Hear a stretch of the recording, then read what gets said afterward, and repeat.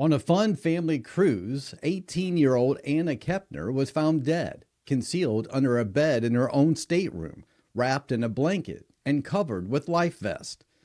Ask yourself this: if a death is natural or accidental, why do you hide the body? This analysis will look past the facts of the case to show you the deep psychological conflict, the desperation, and the panic that drove a member of her own family to commit this unthinkable act of concealment. Welcome. I'm a licensed professional counselor, and this is my mental health analysis of Anna Kepner Carnival Cruise case. I will be focusing on the main mental health and psychological indicators while providing the backstory. I don't just talk about the crimes, I talk about the psychology behind the crimes and the mysteries that captivate us. I look beyond the facts of the case to understand the why of the crime. My analysis is based on my speculations, not a diagnosis of anyone involved in this case. How does a fun, celebratory family cruise turn into a crime scene? What level of interpersonal conflict or psychological turmoil does it take for a sudden, unexplained death to occur within the confines of a small stateroom? This is the psychological reality of the Anna Kepner case. We begin with the most compelling psychological indicator, the unusual postmortem concealment and subsequent denial of knowledge. In true crime, a body being hidden suggests a frantic attempt to control a rapidly spiraling situation, a profound fear-based response that often overrides rational thought. The very act of concealing a body is an immediate psychological red flag, an indicator of a mind desperately trying to erase a sudden, devastating reality. Consider the physical reality of the discovery.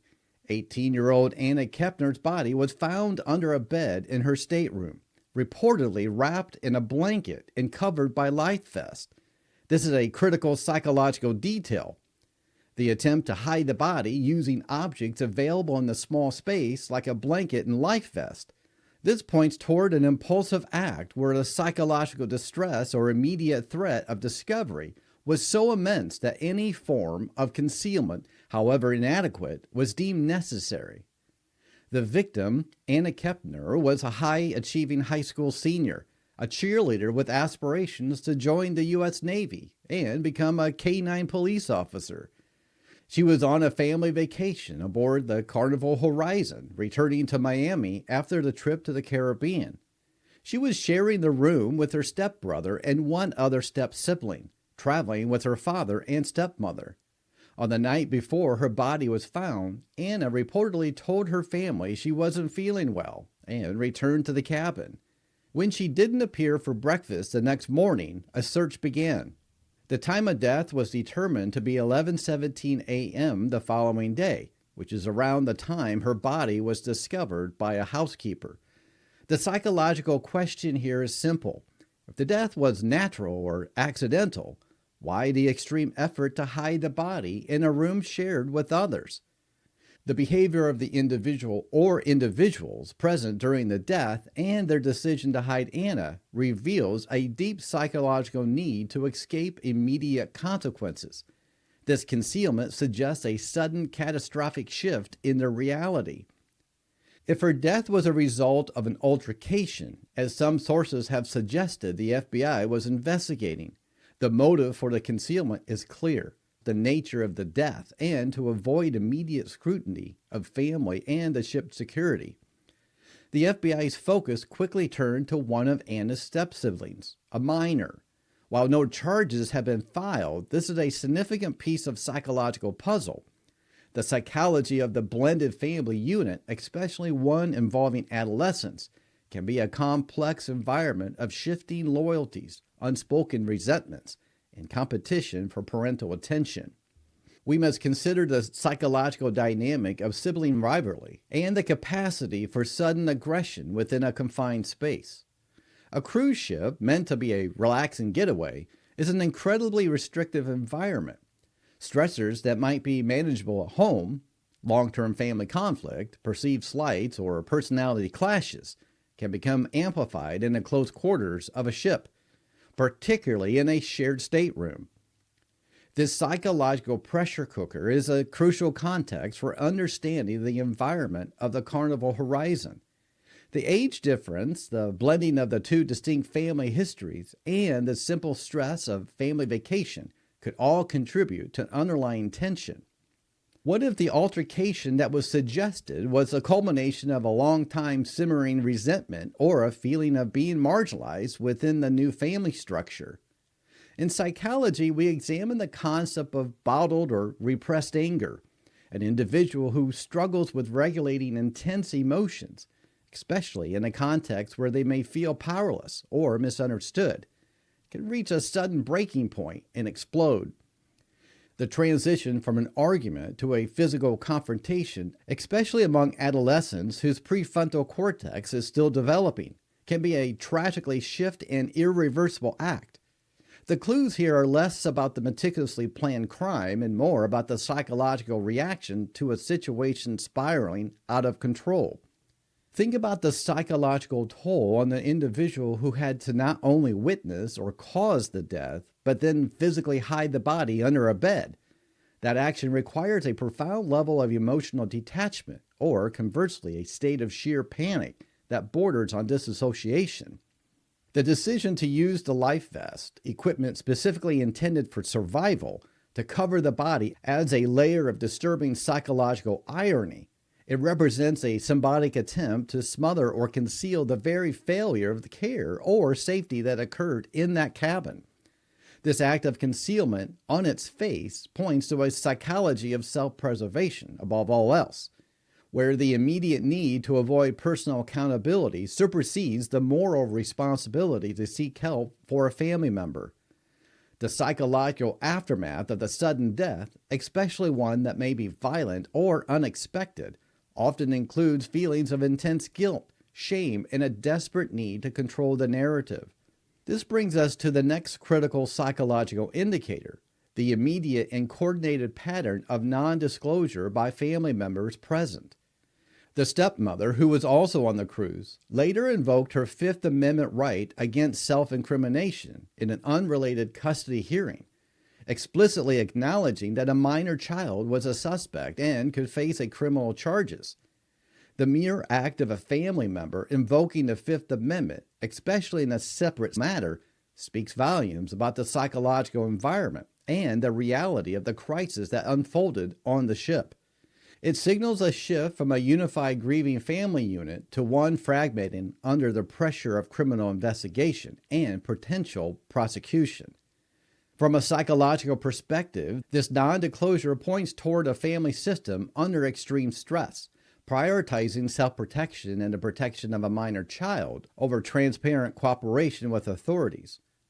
This pattern of silence can be seen as an attempt at psychological boundary defense, closing ranks against the outside world to manage an internal trauma. This reluctance to disclose information, even in a non-criminal proceeding, demonstrates a deep fear of the truth and the consequences it carries. The family's psychological defense mechanisms appear to have activated immediately, indicating that the events that night were likely not a simple medical emergency. If the death was indeed accidental, the appropriate psychological and legal response would be immediate and full disclosure. The secrecy surrounding the cause and the manner of death, which the medical examiner's office has still not publicly specified, further heightens the psychological tension of the case. The absence of a clear cause of death allows the mind to fill the gaps with the most extreme possibilities, feeding the anxiety and suspicion that surrounds the case. This is a common phenomenon in unsolved or mysterious cases. The psychological ambiguity becomes a source of continued intrigue and distress for the public. Consider the psychology of the location and jurisdiction, the isolated setting of the crime. The fact that Anna's death occurred in international waters places jurisdiction with the FBI, creating a complex investigation that moves across borders and jurisdictions. A cruise ship is a unique closed system, an artificial environment where the usual legal and social safeguards are blurred. This psychological reality can contribute to a sense of lawlessness or a belief that one's actions are less likely to be scrutinized. For an individual already struggling with impulse control or antisocial tendencies, the perception of being at sea can lower inhibitions. The psychological phenomenon of de-individualization, a loss of self-awareness in a group setting, can occur, but even more relevant here is the feeling of psychological distance from the norms of dry land. The ship's internal security, while present, is not the same as local police. The delay in the FBI's involvement until the ship returned to port creates a critical window of psychological opportunity for the perpetrator to act, conceal, and craft a defensive narrative. The motive for such a concealment often ties back to a psychological need for control and mastery over a chaotic situation. Once the death occurred, whether by accident or intent, the immediate psychological crisis was a loss of control. Hiding the body, delaying discovery, and maintaining silence were all desperate attempts to reclaim a sense of power over the narrative and the outcome. In a blended family dynamic, the element of betrayal takes on a powerful psychological resonance. Anna Kepner was on a trip with her family, in the company of people she should have been safest with. The psychological impact of a crime occurring within a family unit is always more profound because it destroys the foundational trust upon which all relationships are built. For the family, the discovery transforms a trusted relative into a suspect, creating a psychological rupture that may be irreparable. The potential perpetrator, an adolescent stepbrother, would be navigating not only the developmental turbulence of their teen years, but also the added psychological pressure of being an integral part of the blended family. If underlying family conflicts were present, this situation could represent a moment of ultimate psychological rupture. But we must also consider the psychology of the victim's behavior in the moments before her death. Anna reportedly told her family she wasn't feeling well before retreating to her room. This detail, if true, suggests she was either experiencing a pre-existing medical issue, possibly a state of psychological distress or physical discomfort that led to her to seek solitude. The FBI's investigation was reportedly considered a medical emergency or an overdose as possibilities, which adds to the psychological uncertainty. If the death was not the result of an altercation, the concealment becomes an even more peculiar and disturbing psychological act. Why hide a loved one if they succumb to an illness or an accident? The act of hiding the body in such a strange, cramped place covered by objects of safety shifts the psychological focus entirely onto the individual who carried out the concealment. This is a behavioral clue that screams for a psychological interpretation. It suggests a non-rational or deeply emotional response to the death, indicating extreme fear, guilt, or even a sense of psychological ownership over the deceased. If the body was hidden to create a psychological distance from the event, to make it not real, it speaks to a profound difficulty in processing emotional trauma or taking responsibility for a consequence, whether intentional or accidental. The final element of psychological intrigue lies in the delayed discovery. Anna's body was found the following day. This period of time, the hours between the time of death and the discovery, is a psychological blank canvas. What were the thoughts and the actions of the person or people who knew she was under the bed? This time gap is filled with the psychological tension of waiting, of trying to maintain a facade of normalcy, while carrying the immense burden of a hidden body just feet away. This prolonged deception requires a significant degree of psychological compartmentalization, the ability to wall off contradictory thoughts and feelings to continue functioning. It suggests a perpetrator capable of extreme psychological duality, participating in the search or the routine of the family vacation, while harboring a gruesome secret. This psychological state is often seen in individuals who struggle with empathy or have a high capacity for self-deception. The ultimate psychological motive in a crime of this nature, where there is no clear financial or obvious long-term gain, often boils down to a profound emotional conflict, a sudden release of destructive impulse driven by immediate situational pressure.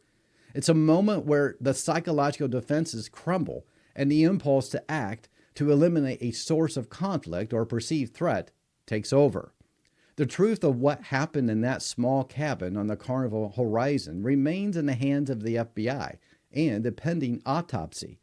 But the psychological and behavioral clues left behind, the strange concealment, the family's invocation of the Fifth Amendment, and the silence surrounding the cause of death, it all paints a compelling picture of a psychological emergency that played out far from the safety of the shore. It's a powerful reminder that even in the most structured environments, the volatility of human emotion and the darkness of psychological conflict can surface with devastating consequences. Wow, what did you think about this case? Were there any elements that stood out to you? Anna seemed like a nice teenager, and it appears to be an act that was a rage.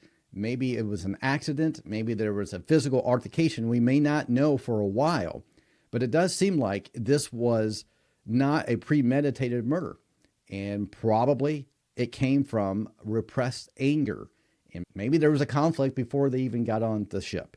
We might not know for a while, but keep an eye on the updates. I'm sure they'll be surprising. If you want more mental health analysis of true crime stories like this one, be sure to subscribe for more. And if you found this case compelling, be sure to watch this next story. It will make you more aware of your surroundings. Thank you for joining me today. Until next time, stay curious, stay safe.